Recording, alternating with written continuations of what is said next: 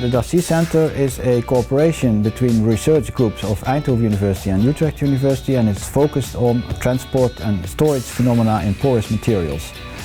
Between Eindhoven and Utrecht universities there were already long-lasting cooperations on the field of research in porous media transport phenomena. And as there is also a strategic alliance between Utrecht and University where this cooperation takes place already in other branches of research, it only seemed natural to basically use the Darcy Center as a sort of additional, an extra addition to the existing strategic alliance. It has three research lines. First of all is indeed the storage. The second is the materials, what kind of materials and what kind of fractures do occur in porous materials. And the third line is the transport phenomena that take place in porous materials. The Darcy Center is named after Henri Darcy, who was an engineer in France in the ville of Dijon, and he published his work Les Fontaines Publiques de la Ville de Dijon in 1856, and it had to do with water supply, transport in porous materials for the community of Dijon in the northern part of France.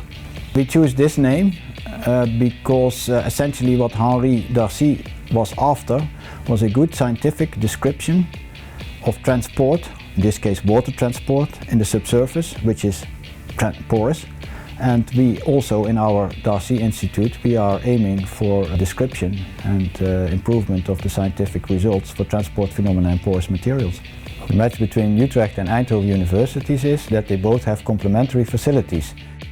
Obviously we need to image or to visualize what happens in porous media to verify, for example, Darcy's law, because Darcy's law describes what's going on mathematically, but if we want to see what's going on we have to find devices in order to look inside the porous material, which is optically intransparent, once more like a human body.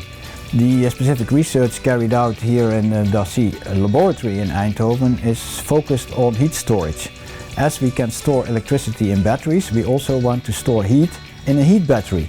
And a heat battery is basically a porous material that is able to withhold energy, warmth, heat for a prolonged period of time. So that, for example, a household can store energy from summer and use it in winter.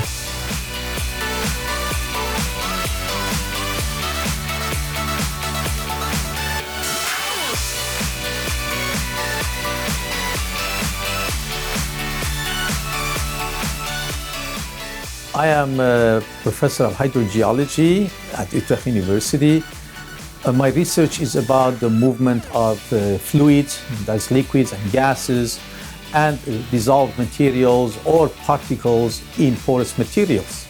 The research at Darcy Center involves mathematical, physical, chemical, biological, and geoscience aspects of both man-made porous materials such as diapers, paper, fuel cells, membranes, catalysts, as well as natural porous media such as biological tissues, gas and oil reservoirs, and soil and groundwater. The research in porous media is a multidisciplinary research, and one single university usually is not excelling in all of these areas, but Utrecht University and Eindhoven University together, they are able to put together a unique facility that will encompass all these aspects. There are several ways to enhance the visibility of the research center. I think one of the important items obviously was the recent opening of the Darcy Center on the 10th of April, where we had a gathering of researchers from academia and industry giving presentations about the importance and the content of the research issues that at the moment are being carried out. The mission of Darcy Center is to unify the expertise and experimental facilities of the two universities and create alliances with industrial partners in order to make great advances in porous media science and technology within 5 to 10 years.